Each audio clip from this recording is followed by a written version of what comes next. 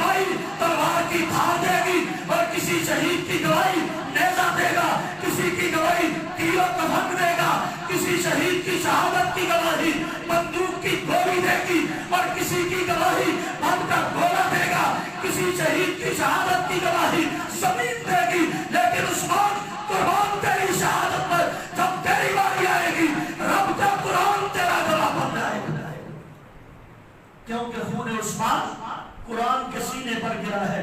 فَسَيَكْفِيكَهُمُ اللَّهُ وَهُوَ السَّمِيعُ الْعَلِيمُ۔ اس آیت پر خون گرا تھا، جس کا معنی یہ ہے کہ اے لوگوں، ان کے لیے اللہ ہی کافی ہے، اللہ ان سے نمٹ دے گا۔